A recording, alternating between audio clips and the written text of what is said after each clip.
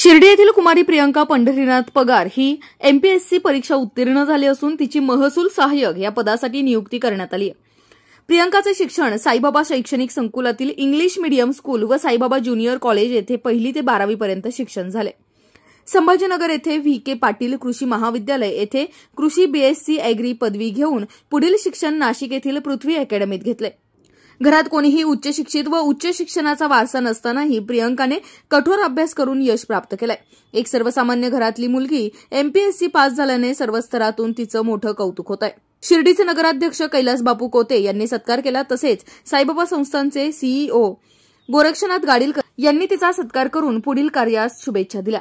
राष्ट्र सह्याद्री न्यूजसाठी प्रतिनिधी अशोक दुशिंग, शिर्डी। शैक्षणिक संकुलामध्ये ज्युनियर केजी पासून तर कॉलेजपर्यंत जिचं शिक्षण झालं अशी आमच्या कॉलेजची विद्यार्थिनी कुमारी प्रियंका पंढरीनाथ पगार हिचं महाराष्ट्र लोकसेवा आयोगामार्फत ती परीक्षा गेली होती। या परीक्षेमध्ये महसूल सहाय्यक या पदावर निवड जी झालेली आहे ही आमच्या संस्थेच्या वतीने संस्थांच्या वतीने विषयी अत्यंत अभिमानाची अशी बाब आहे। मी श्री साईबाबा संस्थांच्या वतीनं तिच्या वडिलांचं या ठिकाणी मनपूर्वक अभिनंदन करतो। तिने अजून जे आहे आता ही परीक्षा दिली ती पास झालेली आहे, अजून परीक्षेचा अभ्यास करायचा आणि पुढची जी आहे ती वरिष्ठ पदं जी आहे डेप्टी कलेक्टर तहसीलदार जी काय असते एमपीएससी मार्फत जी आहे त्या पदावर तू अभ्यास करून तुझं सिलेक्शन व्हावं अशी मी बाबांची चरणी प्रार्थना करतो आणि तुझ्या अभिनंदन तुझं जे सिलेक्शन झालेलं आहे त्याबद्दल तुझा अभिनंदन। Thank you so much sir.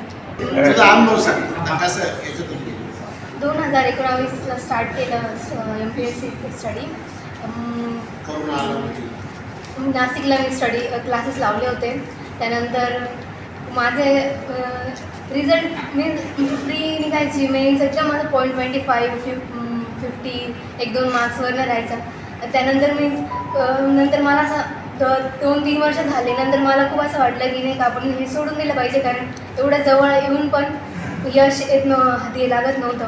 असं मागं पडल्यासारखं वाटत होतं। पण माझे आईवडील माझे भाऊ यांनी मला खूप सपोर्ट केला। ते नेहमी म्हणत होते की तुझं होईल, तू करत राहा आणि मी माझं सर्व श्रेय माझ्या आईवडिलांना आणि माझ्या भावाला त्यांना देते, कारण त्यांनी मला कधीही फायनान्शियली झालं त्यांना जरी काही कमी पडत असेल पण मला कधी त्यांनी पैशाची किंवा कोणत्याही गोष्टीची कमी पडून दिली नाही आणि मला नेहमी सपोर्ट करत राहिले आणि पॉझिटिव्ह सांगत राहिले की तुझ्याकडनं होईल, तू सोडू नको, तू करत राहा।